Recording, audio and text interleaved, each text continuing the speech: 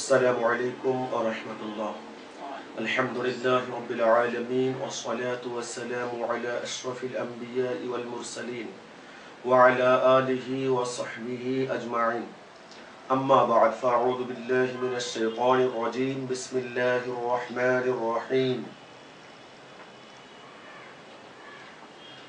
إن الذين آمنوا وعملوا الصالحات كانت لهم جنات الفردوس نزلا.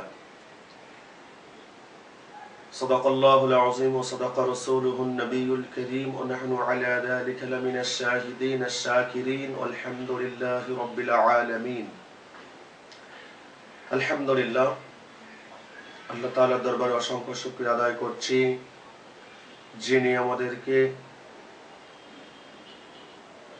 আজকের এই মহতী অনুষ্ঠানে বসার সুযোগ দান করেছেন। সেই সঙ্গে অসংখ্য দরুদ ও সালাম সাইয়্যিদুস সাকালাইন হুজুর পুর নূর সাল্লাল্লাহু আলাইহি ওয়াসাল্লামের প্রতি, তদীয় আসহাব, আজওয়াজ মুতাহহারা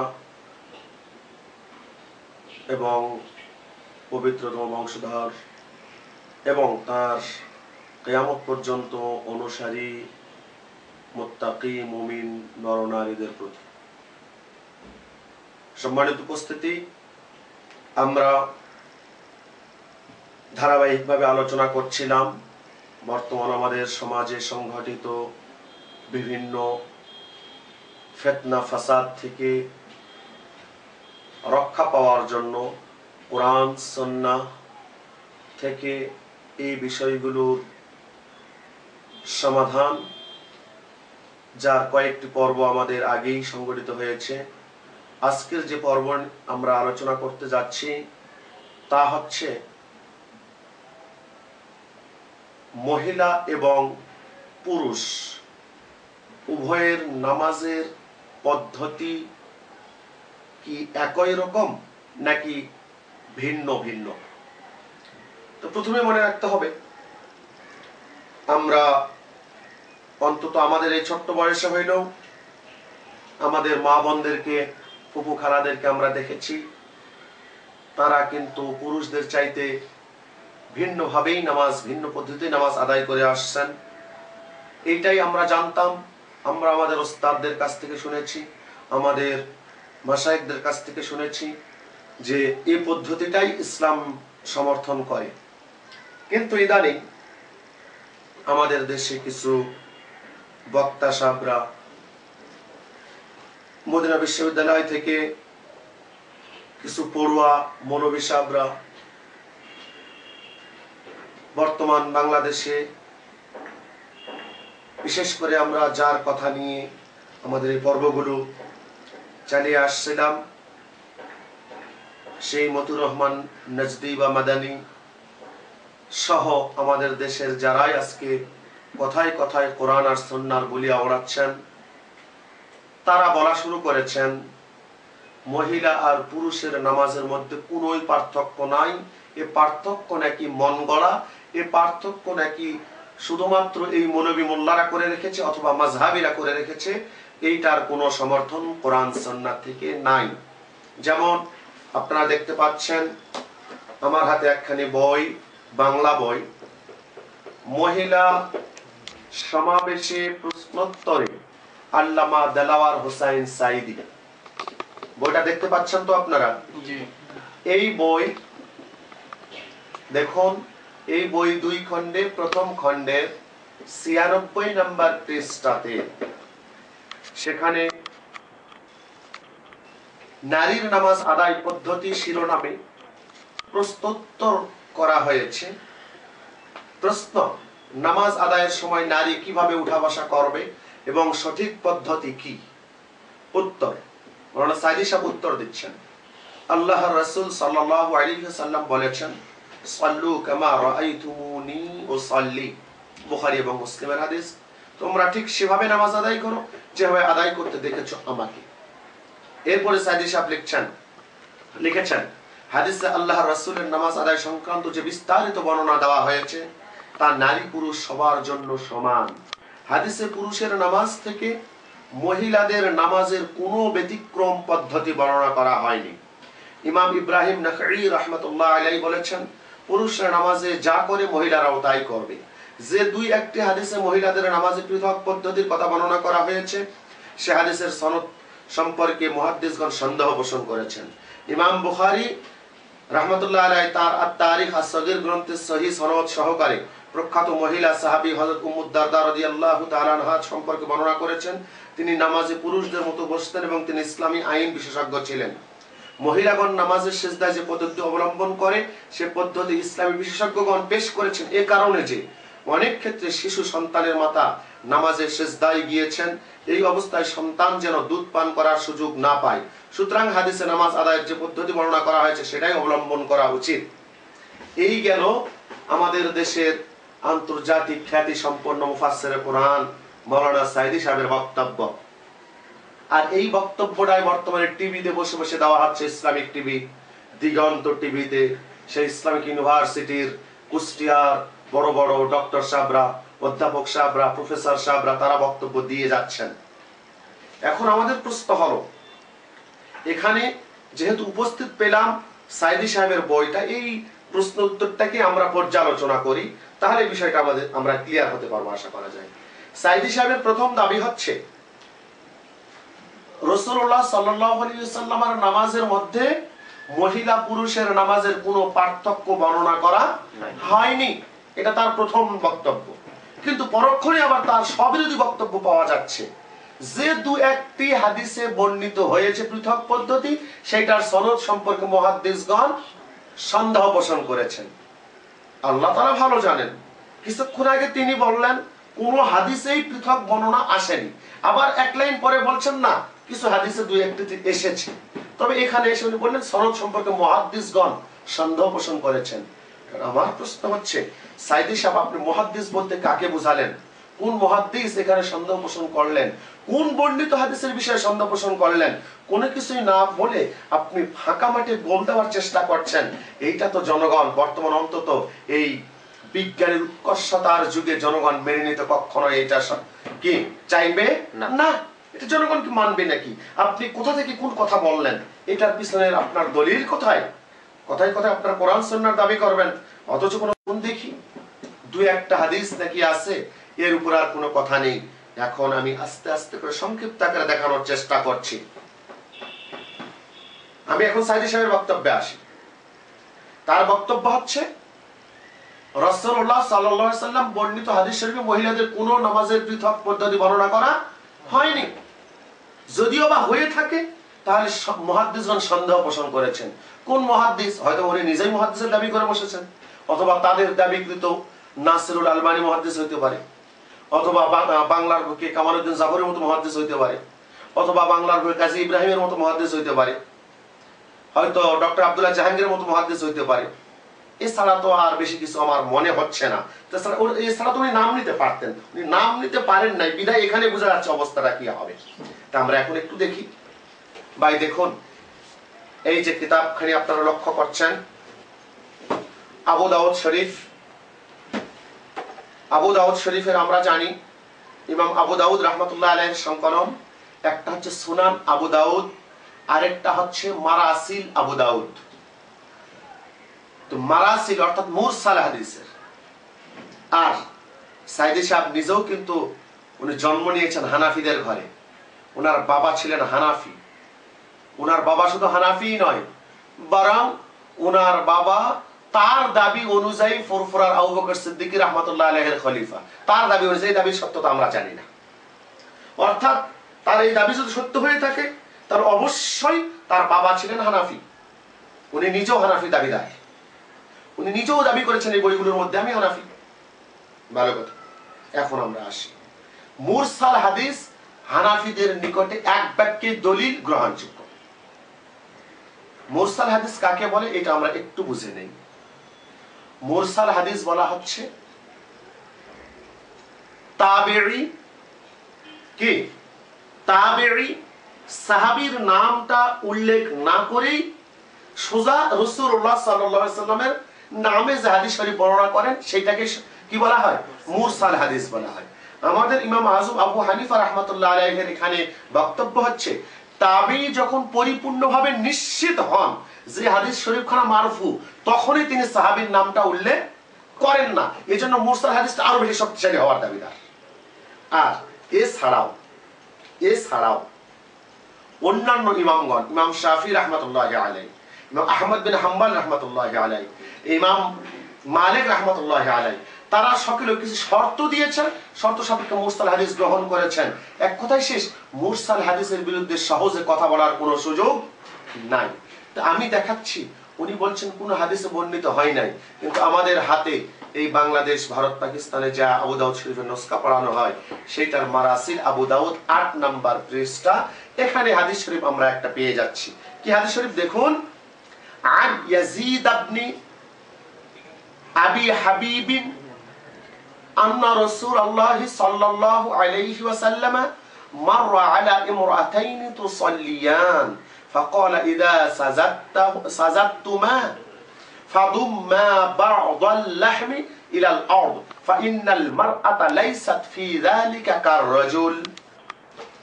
সম্মানিত উপস্থিতি, লক্ষ্য করুন, আজকে যদি আমাদের দেশের এই আন্তর্জাতিক খ্যাতি সম্পন্ন মুফাসসিরদের অবস্থা এই হয় যে আবু দাউদ শরীফের মারাসিলের মধ্যে যেখানে হাদিস শরীফখানা স্পষ্ট পাওয়া যাচ্ছে, সেখানে ওনারা বললেন কি কোন হাদিসে বর্ণিত হয় নাই। তাহলে প্রথম প্রশ্ন আসবে ওই সমস্ত আন্তর্জাতিক খ্যাতি সম্পন্ন বক্তাদের ব্যাপারে, তারা কি লেখাপড়া করেই কি বক্তা হয়েছেন, নাকি লেখাপড়া না করে বক্তা হয়েছেন? আবার আরেকটি কথা, যারা কথায় কথায় কোরআন সুন্নাহর দোহাই দেন, তারা কি সিয়াসত তার একটা কিতাবও ভালো করে পড়বেন না? তারা কেমন করে কোরআন সুন্নাহর দোহাই এই কথাটা বলে যাচ্ছেন? আমার তো এখানে মানে হতবাকের আর কোনো অন্ত থাকছে না। সম্মানিত উপস্থিতি, শুধু তাই নয়, উনি বলেছেন দু একজন মুহাদ্দিস এখানে সন্দেহ পোষণ করেছেন, যদি দু একটা বর্ণিত হয়ে থাকে তাহলে আমরা হাদিসের অর্থটা করে নেই। হযরত ইয়াজিদ বিন আবু হাবিব রাহমাতুল্লাহি আলাইহি তিনি বর্ণনা করছেন, যেহেতু তিনি সাহাবীর নাম উল্লেখ করেছেন, রাসূলুল্লাহ সাল্লাল্লাহু আলাইহি ওয়াসাল্লাম দুইজন নামাজরতা মহিলাদের পাশ দিয়ে যাচ্ছিলেন। মানে দুইজন মহিলা নামাজ পড়ছিলেন,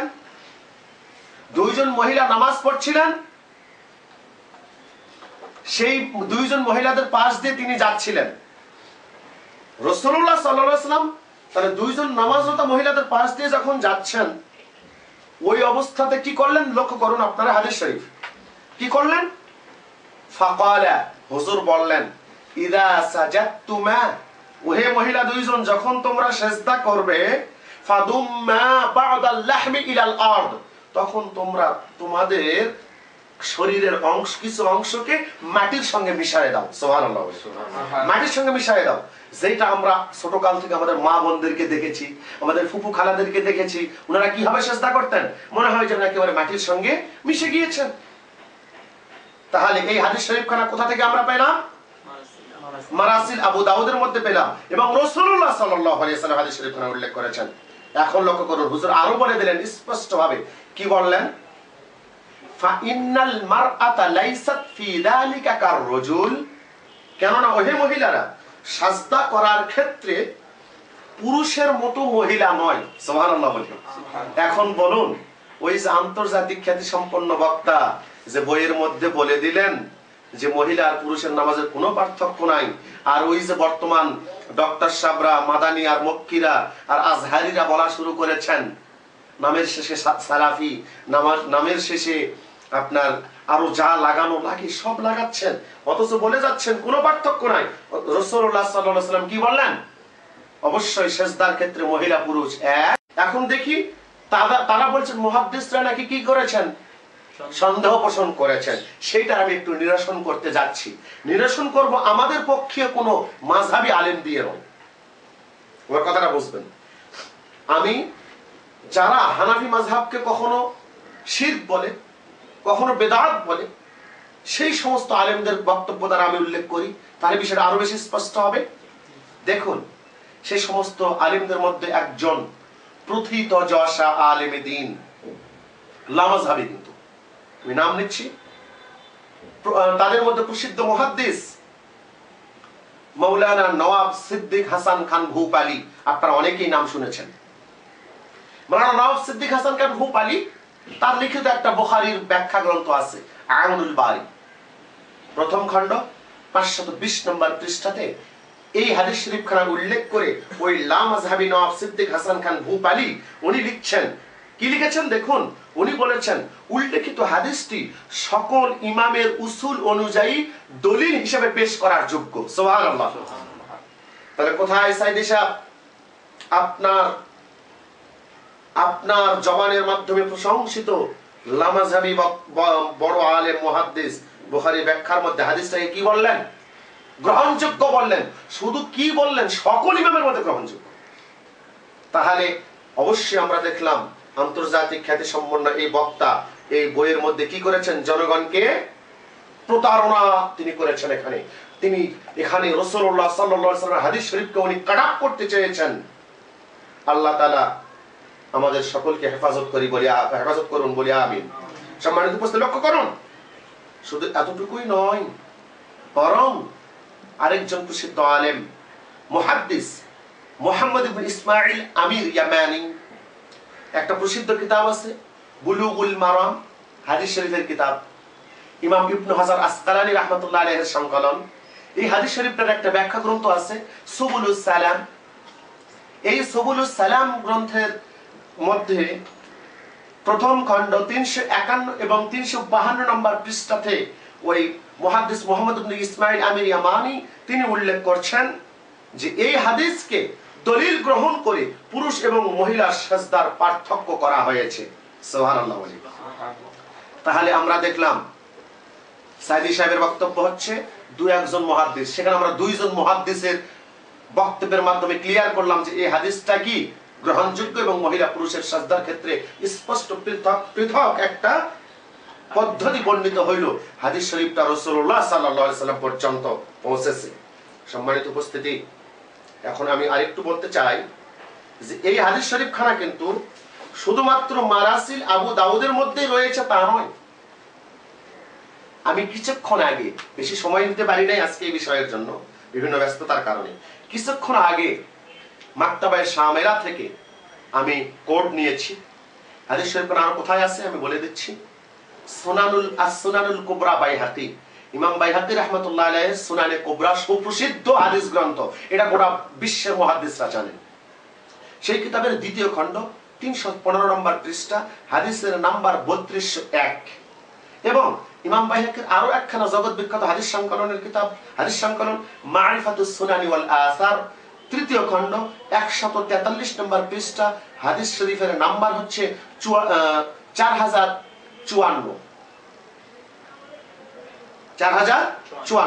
তাহলে আমরা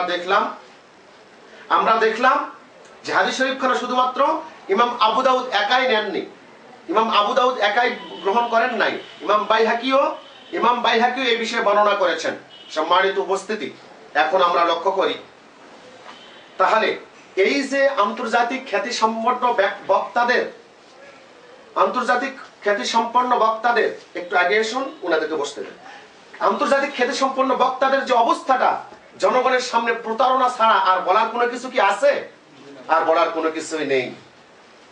গেল। তাহলে আমরা একটা হাদিস শরীফ দেখলাম, সাইদি সাহেব সহ সমস্ত সালাফি লামাযহাবীদের বক্তব্যের মূলোৎপাটন হয়ে গেছে কিনা এখানে স্পষ্ট ভাবে হয়ে গেছে। একটা নয়, আমি আরো কয়েকটা সংক্ষিপ্ত আকারে দেখাচ্ছি, সময় খুবই সংক্ষিপ্ত।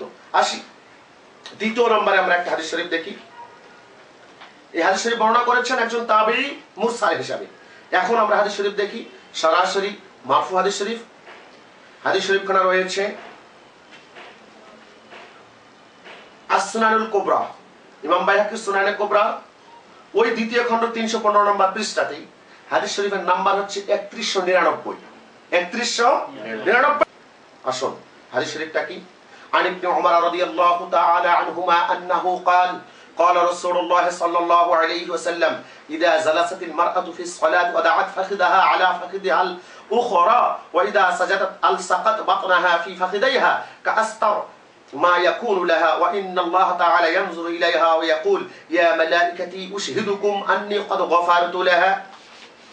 লক্ষ্য করুন, সাইয়্যিদুনা ইবনে উমর রাদিয়াল্লাহু তাআলা আনহুমা বর্ণনা করেন, রাসূল করিম সাল্লাল্লাহু আলাইহি ওয়াসাল্লাম ইরশাদ করেছেন, ইদা জালাসাতিল মারআতু ফিস সালাতি, যখন মহিলা নামাজের মধ্যে বসবে, ওয়াদাআত ফাখিদাহা আলা ফাখিদিহাল উখরা, তখন সে তার ডান উরুটা বাম উরুর উপরে রাখবে, এক উরু আরেক উরুর উপরে রাখবে। আমরা কি দেখেছেন আমাদের মা বোনদেরকে, ওনারা যখন বসে যান তখন কি করেন, ওনারা একবার পুরোটা মাটির সঙ্গে লেগে যান না, এক পা বের করে দেন, বের করে দিয়ে লেগে যান। তাহলে আদতেই এইটা কিন্তু ওনারা এমনি এমনি পান নাই, যুগ পরস্পরাই এটা চলতে চলতে কোন পর্যন্ত পৌঁছেছে, রাসূলুল্লাহ সাল্লাল্লাহু আলাইহি ওয়াসাল্লাম। তাহলে স্পষ্ট হাদিস শরীফে আমরা পাচ্ছি। এরপরে আরো দেখেন, ওয়াইদা সাজাদাত, যখন মহিলা সিজদা করবে, আল সাকাত বাতনাহা ফি ফাখিজাইহা, তখন মহিলা তার পেটটাকে মিলিয়ে দিবে তার দুই উরুর সাথে, যাতে করে তার বেশি এটা পর্দা হয়ে যায়। এই অবস্থায় যদি মহিলা নামাজ পড়ে, তাহলে আল্লাহ তাআলা ফেরেশতাদেরকে বলেন, ফেরেশতারা তোমরা সাক্ষী থেকে যাও, আমি ওই মহিলাকে ক্ষমা করে দিলাম। এরপরে আসুন আরো একটা হাদিস শরীফ আমি দেখিয়ে দিচ্ছি। সাইয়্যিদুনা ওয়াইল ইবনে হুজর রাদিয়াল্লাহু তাআলা সাহাবী, তিনি বলছেন, জিতুন নবিয়্যা সাল্লাল্লাহু আলাইহি ওয়াসাল্লাম ফাকাল, আমি রাসূল আকরাম সাল্লাল্লাহু আলাইহি ওয়াসাল্লামের নিকটে গেলাম। এরপরে তিনি দীর্ঘ হাদিস বর্ণনা করেছেন। এক পর্যায়ে রাসূল সাল্লাল্লাহু আলাইহি ওয়াসাল্লাম বললেন, ইয়া ওয়াইল ইদা সাল্লাইতা ফাজআল ইয়াদাইকা হিদাআ উদুনাইক, ওহে ওয়াইল, যখন তুমি নামাজে দাঁড়াবে, নামাজ শুরু করতে যাবে, তখন তুমি প্রথম অবস্থায় তোমার হাত দুটো উঠাও তোমার কোন পর্যন্ত, কান বরাবর। কোন বরাবর? আমরা কি নিয়ত করার সময় কান বরাবর হাত উঠাই তো? কান বরাবর আমরা হাত উঠাবো। এখন দেখেন, যে সমস্ত ওই সাইদি সহ যে মৌলবীরা বলছে যে মহিলা পুরুষের নামাজের কোনো পার্থক্য নাই, আমরা এখানে দুইটা পার্থক্য পেলাম এর আগে। কি কি পেয়েছি? একটা সিজদা করার সময় আর একটা বসার সময়। এখন দেখেন হাত উঠানোর সময় কি পার্থক্য। রাসূল সাল্লাল্লাহু আলাইহি ওয়াসাল্লাম বললেন, যখন তুমি হাত উঠাবে তখন তুমি কি করবে, ওয়াল মারআতু, আর মহিলা যখন নামাজ পড়বে তখন কি করবে, তাজআলু ইয়াদাইহা হিদাআ সাদিয়াইহা, মহিলা যখন নামাজ পড়বে তখন সে তার হাত দুটা উঠাবে বুক বরাবর। কোন বরাবর? তাহলে কি আমাদের সমাজে আমাদের মা বোনরা যেভাবে নামাজ পড়ছেন, এটা সমর্থন স্পষ্ট হাদিসে পাওয়া যাচ্ছে তো? উপস্থিতি। এখন আমরা আসি, তাহলে এই হাদিস শরীফটা কোথায় আছে শুনে রাখুন। ইমাম তাবারানী রাহমাতুল্লাহ আলাইহি হাদিস শরীফের সংকলন আল মুআজাম আল কবির, খণ্ড নাম্বার 22, পৃষ্ঠা নাম্বার 19, খণ্ড নাম্বার 22, পৃষ্ঠা নাম্বার 19। আপনার মাকতাবে শামিলা খুঁজে বের করে নিন এবং যেটা স্পষ্ট ভাবে যে কিতাব বের হয়েছে এটার সাথে সংগতিপূর্ণ পৃষ্ঠা এবং খণ্ড। তাহলে এখানেও আমরা দেখলাম, এবং এই হাদিস শরীফটা হাসান। হাদিস শরীফটার মান কি? হাসান, মানে দলিল দেওয়ার যোগ্য, দলিল দেওয়ার যোগ্য। এখানে আমরা আরো একটা কথা বলে দিতে চাই, তা হচ্ছে যে আমরা এখানে দুইজন সাহাবীর বর্ণিত হাদিস শরীফ দেখালাম। একজন হযরত আব্দুল্লাহ ইবনে উমর, আরেকজন হযরত ওয়াইল ইবনে হুজর, আর আরেকজন তাবেঈর হাদিস শরীফ আমরা এখানে দেখালাম মুরসাল হাদিস। কিন্তু এর বিপরীতে একটা হাদিস কি তারা দেখাতে পারবেন আমাদেরকে? আমরা দাবি করলাম কিয়ামত পর্যন্ত ওনারা আমাদেরকে এইটার বিপরীতে দাঁড় করানোর মতো, এইটার উপযুক্ততা যাচাই করে একটা হাদিস ওনারা আমাদেরকে দেখায় দিক, তখন আমরা সেই বিষয়ে কথা বলবো ইনশাআল্লাহ। সম্মানিত উপস্থিতি, সংক্ষেপে আরেকটু সামনের দিকে যাই। এখন এসে দেখি আমরা, তাহলে আমরা দেখলাম রাসূলুল্লাহ সাল্লাল্লাহু আলাইহি ওয়াসাল্লাম নিজে বলেছেন এভাবে। এখন সাহাবায়ে কেরামরা কিভাবে কি বলেছেন এটা একটু দেখার দরকার না? আমরা এটা একটু দেখি। আসি, হাদিস শরীফটা রয়েছে মুসান্নাফ আব্দুর রাজ্জাক, তৃতীয় খণ্ড, 138 নম্বর পৃষ্ঠা। কোন কিতাব বললাম? মুসান্নাফ আব্দুর রাজ্জাক, তৃতীয় খণ্ড, 138 নম্বর পৃষ্ঠা। এবং ওই অনুচ্ছেদের নামই হচ্ছে মহিলার তাকবীর, কিয়াম, রুকু ও সাজদা, এই নাম দিয়ে। কথা কি বুঝছেন? এরপর মুসান্নাফ ইবনে আবি শাইবা, দ্বিতীয় খণ্ড, 308 নম্বর পৃষ্ঠা। সুনান বাইহাকি, দ্বিতীয় খণ্ড, 222 নম্বর পৃষ্ঠা হাদিস শরীফখানে উল্লেখ রয়েছে। হাদিস শরীফটা কি আমরা একটু দেখি। হযরত আলী রাদিয়াল্লাহু তাআলা আনহু বলছেন, ইদা সাজাদাতিল মারআতু ফালতাহতাফিজ ওয়ালতাসিক ফাকিজাইহা বিবাতনিহা, যখন মহিলা সেজদা করবে তখন সে যেন খুব জড়সড় হয়ে সেজদা করে এবং তার পেটটাকে উরুর সঙ্গে মিশিয়ে দেয়, লাগিয়ে দেয়। তাহলে সাহাবীদের ফতোয়া হুবহু ওই ফতোয়া এবং হাদিস শরীফ খানা স্পষ্ট গ্রহণযোগ্য, এটার বিরুদ্ধে কোনো কথা নাই। এরপরে আসি সাইয়্যিদুনা ইবনু আব্বাস রাদিয়াল্লাহু তাআলা আনহুমা, তিনি এই বিষয়ে কি বলেছেন। আন ইবনে আব্বাস রাদিয়াল্লাহু তাআলা আনহুমা আন্নাহু সুইলা আন সালাতিল মারআ, হযরত আব্দুল্লাহ ইবনে আব্বাস রাদিয়াল্লাহু তাআলা আনহুমাকে মহিলাদের নামাজ সংক্রান্ত বিষয়ে জিজ্ঞাসা করা হয়েছিল।